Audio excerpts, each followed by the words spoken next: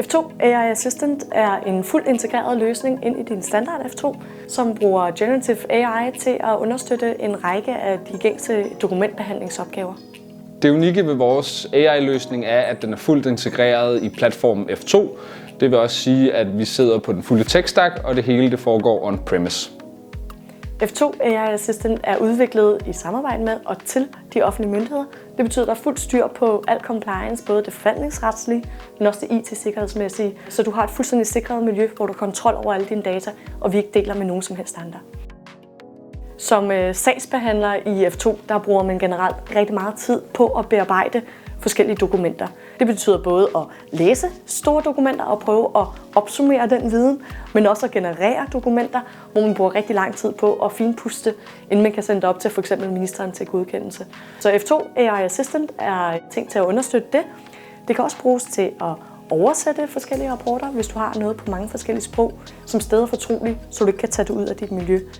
Vi har også set, at rigtig mange organisationer bruger meget tid på at omskrive taler eller udarbejde nyheder på baggrund af store rapporter. Og her der kan AI også hjælpe med at komme med et groft udkast, som man ligesom kan arbejde videre med.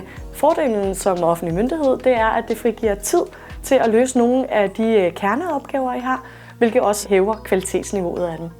Det smarte ved, at vores AI-løsning er fuldt integreret i F2-platformen, er, at vi kan gøre den kontekstspecifik.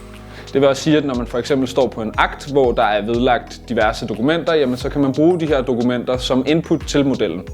Det fleksible ved vores AI-løsning er selve opbygningen og arkitekturen omkring vores AI-løsning.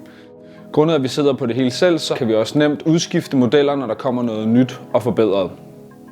Vi har kørt en række sandkasseprojekter med flere forskellige offentlige myndigheder, og her har vi fundet ud af, hvad er det for nogle generelle use cases, det ligesom har brug for. Der har været rigtig mange store overvejelser omkring, hvad kan man og kan man ikke, og hvad må man ikke med AI. Og det betyder, at udover datasikkerhed, at vi stadig har fuld styr på ansvarligheden og fuld audit trail, som vi ved, hvem der har gjort hvad. Offentlige myndigheder vil rigtig gerne i gang med at arbejde med AI, men det kan være rigtig svært at vide, hvor giver det mening at starte henne. Fordelen med F2 AI Assistant er, at det er et modul, der kan installeres out of the box, bare slås til i F2.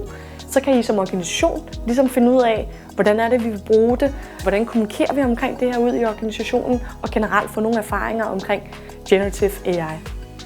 Når I som offentlig myndighed allerede har F2 installeret, så har I allerede helt styr på jeres forvaltningsmæssige processer. Det betyder, at F2 AI Assistant kommer ind som en understøttelse af det. I skal ikke til at opfinde helt nye arbejdsgange og finde ud af, hvor passer AI ind i det. I kan faktisk bare installere det og gå i gang med at afprøve det.